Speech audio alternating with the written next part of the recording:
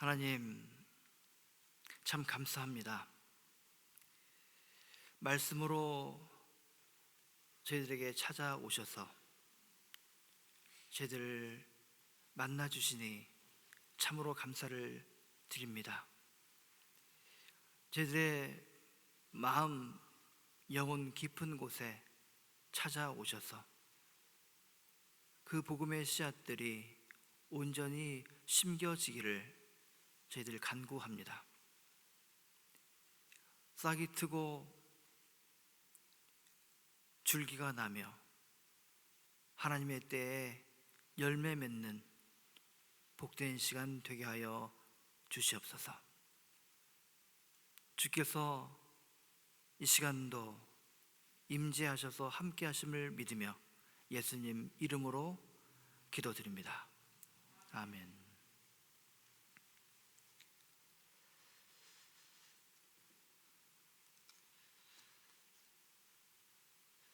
목사들이 설교 준비를 하고 또 예배 준비를 할 때 좀 특별한 날들이 1년에 몇 번 있어요. 1년에 한두 번 있을 수도 있고 자주 오시는 분도 있는데 오늘 좀 그런 날인 것 같아요. 저에게서는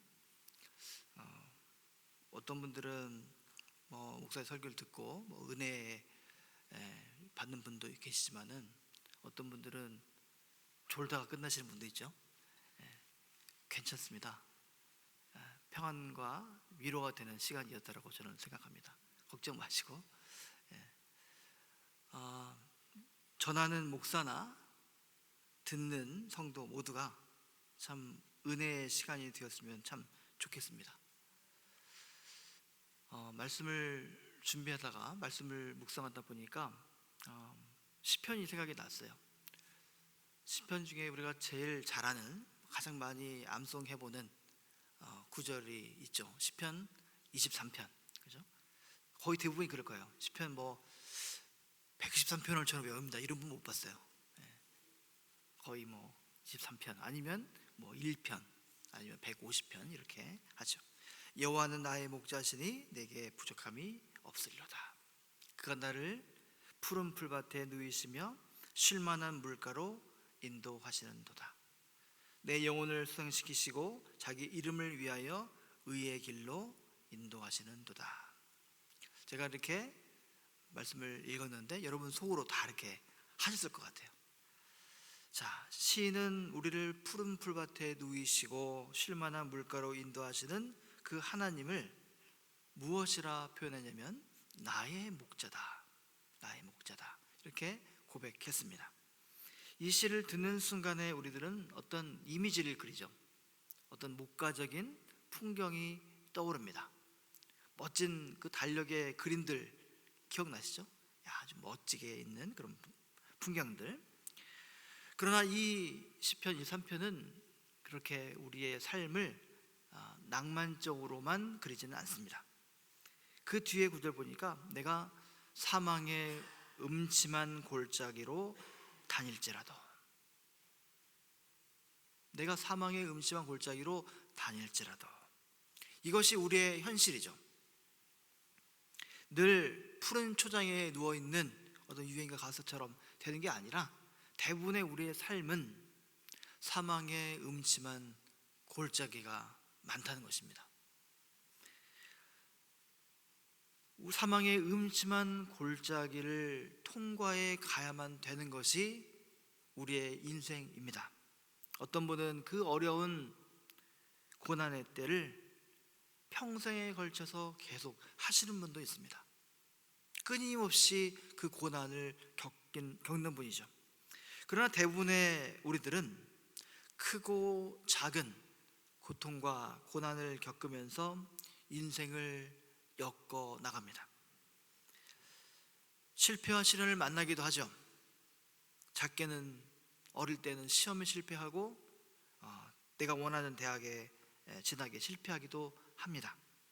어렵게 일구어 놓은 그 사업에 실패를 하기도 합니다. 남의 얘기가 아니죠. 제 얘기고 여러분의 얘기입니다. 여러분의 형제 자매의 이야기이고 여러분의 저의 부모님의 이야기입니다. 헤어나올 수 없는 그 구렁텅이에 빠져서 당장 아침 해가 떠오르지 않았으면 좋겠다, 해가 안 떴으면 좋겠다, 그런 생각을 하기도 합니다. 사랑하는 사람을 일찍 떠나보내는 그런 분도 있습니다. 붙잡을 수 있으면 얼마나 좋겠습니까? 제 아버지도 한국에 계시는데 3살 때 할아버지가 돌아가셨고 8살 때 할머니가 돌아가셨어요. 위로 누나가 둘 있습니다. 둘 중에 큰 고모죠. 저한테는 고모는 돌아가셨어요. 자, 어릴 때 얼마나 어렵게 살았겠어요. 6.25 근방에 다 돌아가신 거예요. 자, 덕분에 저는 사진 한 장도 남아있지 않은 그런 상황이라서 할아버지 할머니의 얼굴을 저는 모릅니다. 어디 나와있지 않아요. 천국에 가서 꼭 보고 싶은 사람이 있다면 아마 할아버지 할머니가 어떻게 생기셨나 그거 한번 보고 싶어요. 제 아버지뿐이겠습니까? 저뿐이겠습니까? 6.25의 상흔으로 가족을 잃고 헤어지고 지금도 생사를 알지 못한 채 세상을 떠나시는 분도 있습니다. 개인으로서는 극복할 수 없는 것이죠. 또 육신의 질병으로 고통당하시는 분도 많이 있습니다. 이 교회도 있죠. 그 고통을 직접 겪어보지 않은 사람은 결코 알 수 없는 것입니다. 병실에 누워서 아무것도 할 수 있는 것이 없을 때 정말 뼈저리게 느끼죠. 우리의 육신이라는 것이 이렇게 연약한 것인가. 이처럼 우리의 인생은 고통과 고난의 연속입니다. 예수를 믿고 신앙생활을 열심히 한다 해도 예외가 없습니다. 예수 믿는 사람이라고 해서 질병이 비껴가지 않습니다.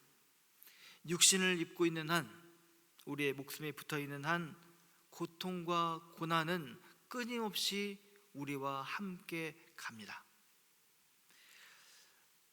새로운 정부가 미국에서 들어섰죠. 그래서 많은 사람들이 좀 좋아지려나 희망을 품기도 하겠지만 여전히 우리 주위에는 어려움이 많습니다. 그러나 이런 외부적인 요인들, 이것들이 끊임없이 우리를 괴롭히고 있지만 때로는 우리 마음속 오래전부터 있었던 그 상처가 갑자기 어느 날 어떤 장면에서, 어떤 이벤트에서, 해프닝에서 막 올라오죠. 어린 시절에 입었던 그 마음의 상처를 평생 안고 살아가는 분도 있습니다. 지난날에 잘못했던 부끄러운 기억을 떨쳐버리지 못하고 자꾸 어둠의 그림자 속으로 숨는 분도 있습니다. 이 모든 것이 남의 얘기가 아니라 우리의 모습이고 우리의 현실입니다. 우리 신앙인들은 어떻습니까? 평생을 신앙생활을 하면서 살지만은 가끔 문득 드는 생각이 있죠. 왜 하나님은 내가 이렇게 힘든데 지켜주지 않으실까? 내가 이렇게 아픈데 내 자녀가 이렇게 고통스러워하는데 하나님은 도대체 뭐 하고 계시나? 목회자이지만 저도 마찬가지입니다. 도대체 하나님은 이 어려운 순간에 도대체 뭘 하고 계시나? 아파하고 괴로워하고 이 외로워하는 이 순간에 하나님은 왜 나에게 아무런 말씀을 하지 않으시나? 그러나 마음을 다잡죠. 때로는 하나님이 원망스럽고 그래서 천국에 가서 꼭 따져 물어봐야겠다 생각도 하지만은 하나님은 살아계시고 나와 함께 하시지. 아니, 내가 아파하고 괴로워하고 외로워하는 그 순간에 더욱 함께 하셨고 앞으로도 그렇게 하시겠지. 하나님은 어떤 분이십니까? 하나님은 고통을 내가 겪지 않도록 보호하는 분이시기도 하지만 그 고통과 상실감이 나를 계속 억누르지 못하도록 도우시는 분이라는 그 사실입니다. 우리는 때로 죽음의 골짜기를 자이든 타이든 거닐 수 있습니다. 그 죽음의 골짜기는 나 스스로가 결국에는 벗어나야만 하는 것입니다. 죽음의 골짜기를 즐기는 사람은 없습니다. 그렇다면 어떻게 이 어둠의 골짜기를 벗어날 수가 있을까요? 오늘 성경은 우리들에게 말씀하고 있습니다. 주전 8세기에 활동했던 이 호세아 선지자는 죽음의 그늘 골짜기에서 벗어나지 못하고 있는 이스라엘 백성들에게 하나님께 돌아가자고 피 끓는 호소를 하고 있습니다. 삶에 어렵고 쓰라린 것을 모르는 바 아닙니다. 많은 사람들이 괴로워하죠. 하지만 그는 주님께로 돌아가는 것만이 살 길이라고 외치고 있습니다. 오늘 본문 호세아 6장 1절의 말씀입니다. 오라, 우리가 여호와께로 돌아가자. 여호와께서 우리를 찢으셨으나 도로 낫게 하실 것이요 우리를 치셨으나 싸매어 주실 것임이라. 호세아가 활동하던 이 당시는 한마디로 혼란기였습니다. 권력에 눈이 어두운 군인들이 곳곳에서 불법을 자행했고 속절없이 혼란만 가중되고 있는 그야말로 혼돈의 시기였습니다. 나라가 혼란하니 어떻게 되겠습니까? 백성들의 삶은 피폐해지고 인심도 각박해지죠. 내일 무슨 일이 일어날 수 없으니 백성들은 불안하죠. 뭔가 시작하는 것이 두렵고 이미 시작한 것도 하루아침에 다 뺏길 수도 있으니 그 불안감 때문에 밤잠을 설치곤 합니다. 이 불안이 계속 올라오니 이것을 달래기 위해서 뭔가에 집착하죠. 뭔가 탐닉하게 됩니다. 성도덕이 문란해지고 종교가 타락합니다. 사람들은 하나님께 제사를 드려왔으니 여전히 제사를 드리는데 한편 다른 신들 앞에 엎드리는 것도 주저하지 않습니다. 양다리 걸쳐보는 거죠. 양다리 걸쳐보는 겁니다. 죽음의 골짜기를 건너기 위해서는 뭐라도 붙잡고 싶은 마음에 하나님도 예배하고 우상에게도 예배하는 어처구니 없는 일이 벌어지는 것입니다. 거룩한 삶을 요구하는 이 율법의 가르침을 차마 외면할 수는 없었지만 언제든 나의 이 불안한 마음을 잠재워주기 위해서는 그리고 그것을 약속하는 우상들에게 끌려가는 것입니다. 처음에는 떨리는 마음으로 하나님께 혼날까봐 조마조마한 마음으로 갔겠죠. 그러나 우상 숭배가 자꾸 쌓이다 보니 별거 아닙니다. 내가 죄를 지을 때마다 하나님으로부터 징계를 받지 않으니 괜찮구나라는 마음이 생기는 것이죠. 이렇게 한번 중심이 무너지니까 이제는 다른 것도 다 무너져 버립니다. 자, 신앙생활이라는 것이 무엇일까? 저보다 신앙생활 오래 하신 분이 많이 계시잖아요. 자, 신앙생활이란 무엇일까? 가만히 생각해 보니까 하나의 중심을 찾아가는 것이 아닐까 싶습니다. 어떤 신학자는 이를 궁극적 관심이라고 했습니다. Ultimate concern이라고 했어요. 궁극적 관심. 한 가지 중요한 것을 얻기 위해서 나머지 것들을 뒷전에 놓는 것입니다. 한 가지 중요한 것을 얻기 위해서 나머지는 포기하는 것입니다. 믿기로 한 것과 믿지 않기로 한 것을 분별해 내는 것입니다. 이게 신앙생활입니다. 예수님은 비유로 값진 진주를 사기 위해서 자기의 소유물 전체를 처분하는 그 상인의 이야기를 들려줬습니다. 밭에 숨겨진 보물을 얻기 위해서 나의 모든 것을 다 팔아서 그 밭을 사는 것이죠. 그게 바로 우리 신앙인들의 결단이어야 한다는 것입니다. 사도 바울은 예수님을 알게 된 후에 이전에 소중하게 여겼던 나의 모든 것들을 배설물로 여긴다, 이렇게 말했습니다. 우리가 신앙생활을 하면서 이러지도 저러지도 못하는 그 까닭은 아직 중심을 찾지 못했기 때문이 아닐까, 그런 마음이 듭니다. 하나님은 중심 없이 흔들리는 아들을 달래기도 하고 꾸짖기도 하시죠. 그들이 걸어가는 길을 막기도 하십니다. 혹시나 나를 복의 길로, 평안의 길로 이끌어 줄까봐 발신을 찾아 나서는 백성들을 보면서 이렇게 꾸짖으십니다. 2장 6절입니다. 그러므로 나 하나님, 내가 가시로 그 길을 막으며 담을 쌓아 그로 그 길을 찾지 못하게 하리니 했습니다. 나의 백성들이 바알신에게 가는데 가시로 길을 막고 담을 쌓아서 못 가게 막는다는 것이죠. 그게 잘못된 길이고 헛된 길이기 때문에. 그러나 어떻습니까? 잘못된 길로, 헛된 길로 향하는 백성들을 훈계하시고 책망하시지만 이스라엘 백성들은 하나님의 말씀을 외면합니다. 선지자를 통해 외쳐지는 그 하나님의 말씀을 들으려 하지 않고 오히려 말씀을 전하는 선지자들을 죽이기까지 합니다. 듣기 싫으니까 죽입니다. 이제 하나님은 노하시고 은혜를 거두어 가십니다. 그들이 고통을 받고 고난을 처했을 때도 그냥 가만히 내버려 두십니다. 하지만 어떻습니까?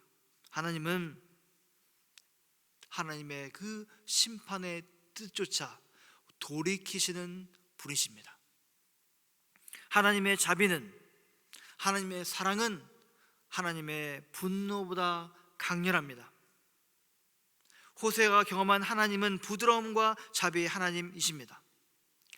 호세아에서 그 보여지는 하나님의 사랑은 어머니의 부드러운 사랑으로, 남편과 아내 사이의 애정으로, 불쌍히 여기는 마음으로 표현하고 있습니다. 하나님의 뜻은 심판이 아니라 서로 화해하고 치유되는 것입니다. 하나님은 자기 백성들이 죄를 깨닫고 회개하여 다시 주님을 찾을 때까지 기다리십니다.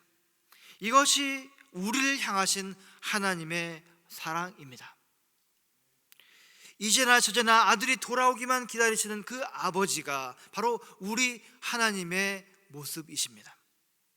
욕심과 죄의 유혹에 이끌려 깊은 어둠 속에 방황하던 그 우리가 마음과 뜻과 육신을 돌이켜서 여호와 하나님께 나아오기를 간절히 기다리고 계십니다.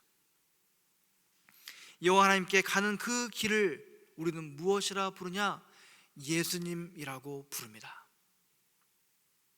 내가 곧 길이요 진리요 생명이니 나로 말미암지 않고는 아버지께로 올 자가 없느니라. 얼마나 분명한 말씀입니까? 그러나 안타깝게도 우리는 이 말을 이분법적으로 접근하는 그런 경향이 우리에게 있습니다. 이것 아니면 저것이죠. 교리적으로 접근해서 해석하기를 예수 믿는 사람과 예수 안 믿는 사람을 구분해서 예수 안 믿는 사람들은 다 천국에 들어갈 수 없다, 이렇게 우리는 받아들입니다. 그러나 이 가르침이 이렇게 해석되고 있다는 것은 정말로 안타까운 것입니다. 내가 곧 길이요 진리요 생명이니 나로 말미암지 않고는 아버지께로 올 자가 없느니라. 이 진리의 말씀은 구원받은 사람의 삶으로 초대하는 말씀인 것이지 율법과 교리가 아닙니다. 다른 사람들을 정죄하고 배제하기 위한 근거가 아니라는 말씀입니다. 이 초대의 말씀을 믿어야만 구원받는 말이 아니라 초대장이라는 말입니다. 예수를 믿는다면 주님이 가신 길을 걷고, 예수를 믿는다면 주님의 말씀을 진리로 받아들이고 그 생명을 나중에 천국에 가서 누리겠지만 이 땅에 살면서도 가득 누리라는 초대의 말씀이란 것입니다. 예수님은 과연 길과 진리와 생명이십니다. 이것은 1.1획도 어김없는 진실입니다. 그러나 이러한 고백이 삶의 실천으로 이어지지 않는다면 그게 대체 무슨 소용이 있습니까? 길은 걷기 위해서 존재하는 것입니다. 차가 다니라고 존재하는 것입니다. 아무도 걷지 않는다면, 아무도 차가 다니지 않는다면 그 길은 사람들로부터 잊혀지고 버려지고 사라지고 맙니다.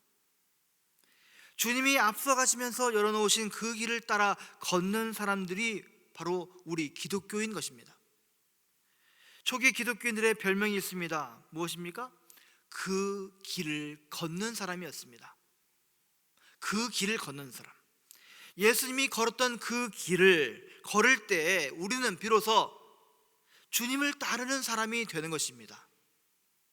교회가 되는 것입니다.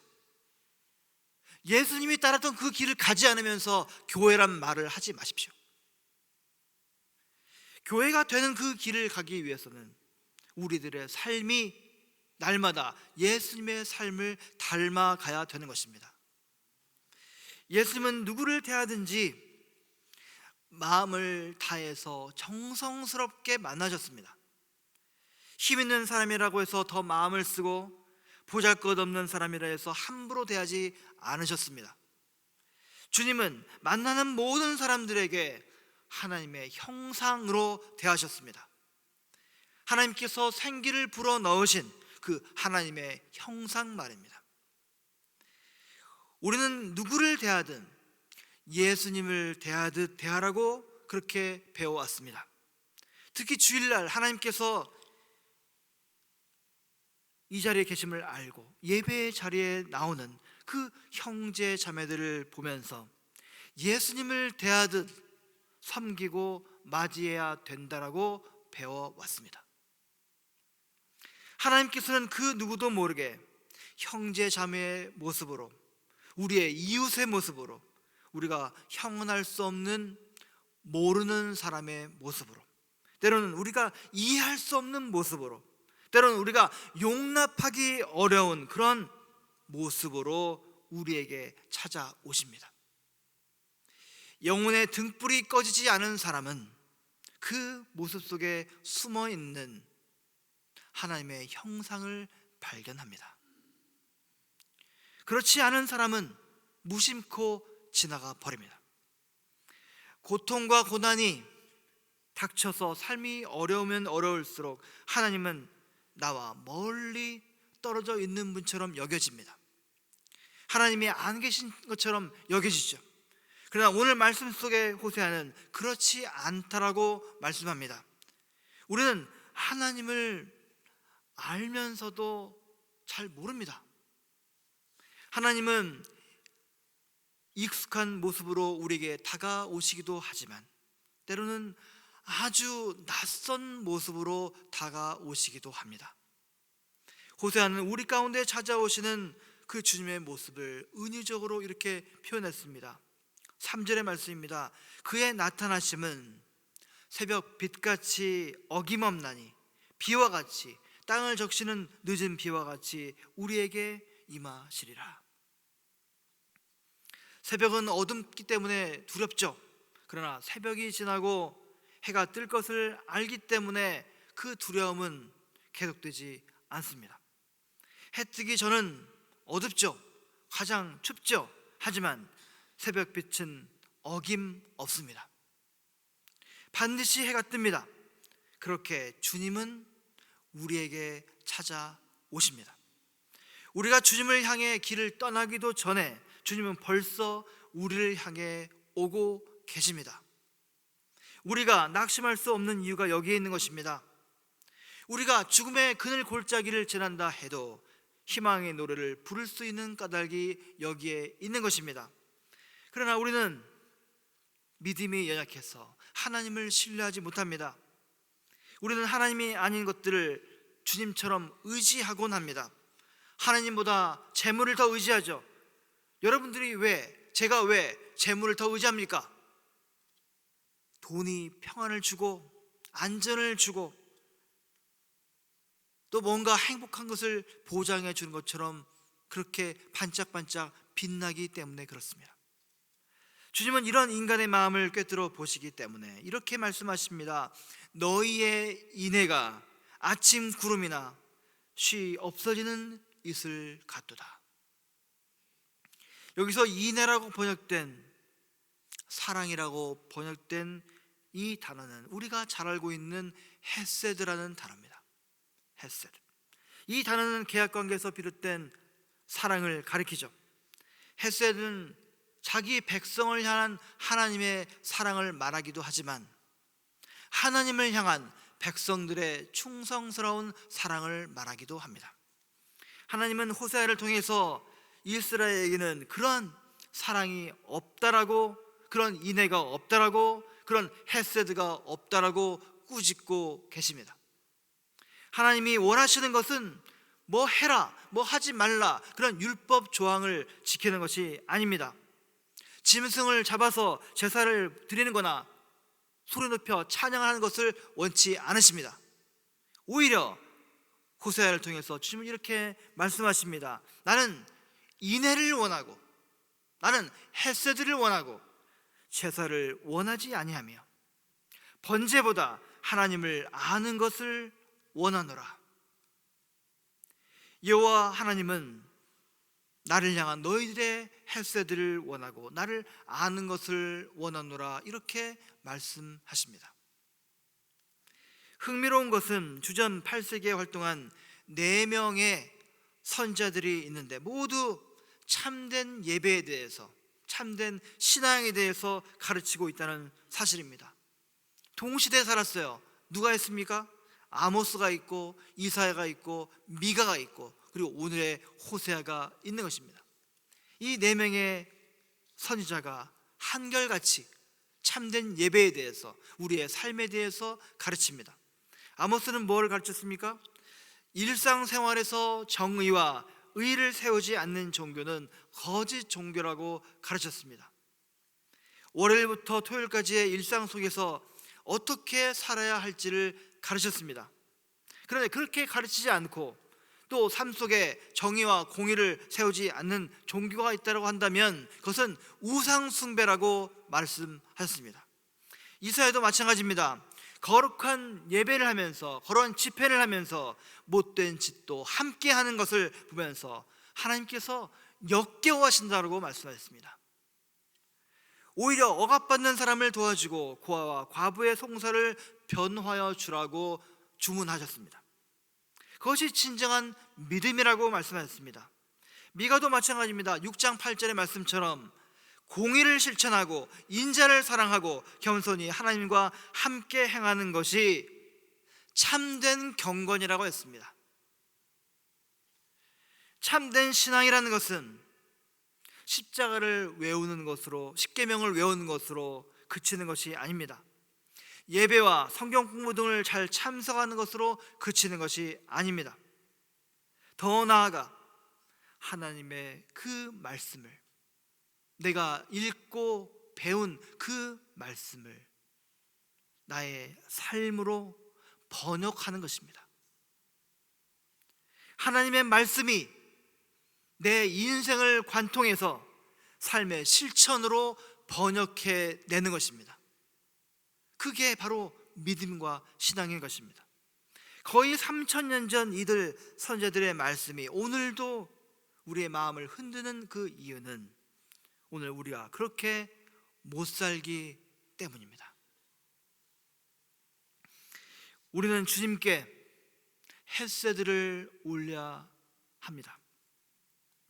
주님께서 원하기 때문입니다. 애써 주님을 알아야 됩니다.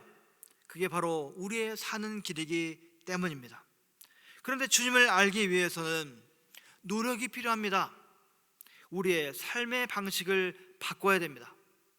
강도 만난 사람들 곁에 가야 되고 그들의 몸을 만져야 되고 그들을 위해서 불편함과 위험을 무릅써야 되는 것입니다. 주님의 말씀을 연구하고 공부하는 것으로 그치는 것이 아니라 내 몸으로 주님의 말씀을 살아내야 되는 것입니다.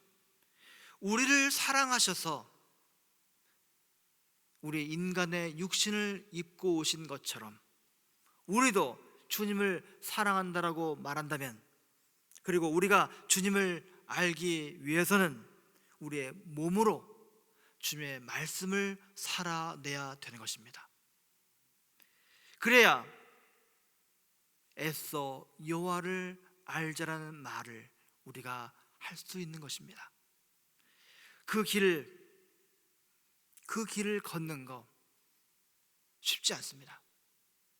예수 믿으니 좋다, 초신자들이 하는 말입니다. 예수 믿으니 참 어렵다, 힘들다, 믿음이 장성한 사람들이 하는 말입니다. 그리고 나서 믿으니 좋다, 경지에 이른 사람이 하는 말입니다. 단계가 있어요. 그런데 마냥 믿음을 저 어린아이처럼 그냥 유지하는 거 별로 좋은 거 아닙니다. 믿음의 그 길을 가는 거 매우 어려운 것입니다. 자기를 내려놓지 않고는 걸을 수 없기 때문에 그렇습니다.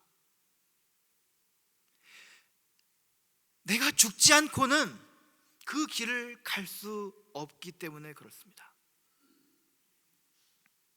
그래서 예수님은 그 길이 좁다라고 말씀하신 겁니다.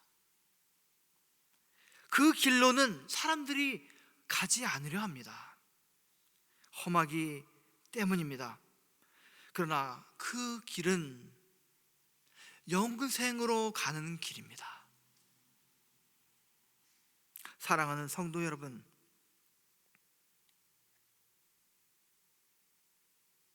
그 길을 혼자는 가기 어렵습니다. 함께 가십시다.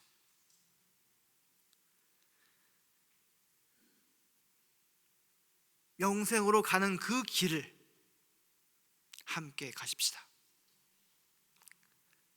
그 길 위에서 우리가 함께 걸을 때 주께서 함께 하실 것입니다. 기도하겠습니다.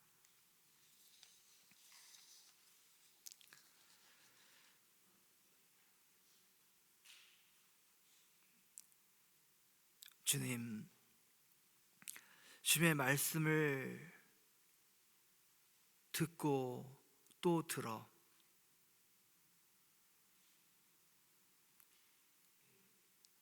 또 깨달음을 얻어서 멈추지 않게 해 주시옵소서. 우리의 육신을 통과하고 고통과 고난이 점철되어 있는 저희들의 인생을 관통하여 그 주님의 말씀을 우리의 육신으로 살아낼 수 있도록 주님 도와주시옵소서. 참으로 어렵고 힘든 그 예수님의 그 길을 걸으려 합니다. 저희들의 발걸음을 기억해 주시고 또한 저희들에게 허락하신 형제 자매들과 함께 그 믿음의 여정을 다할 수 있도록 주님 돌봐 주시옵소서. 때로는 이해할 수 없고 때로는 용납하기 어려운 우리의 형제 자매일 수 있습니다. 그러나 죄인인 저희들을 용납하신 그 하나님을 저희들이 믿으며 예수님의 마음을 날마다 조금씩 닮아감으로 형제 자매들을 용납하고 함께 더불어 영생으로 이르는 그 믿음의 길을 다갈 수 있도록 주님 함께해 주시옵소서. 예수님 이름으로 기도드립니다.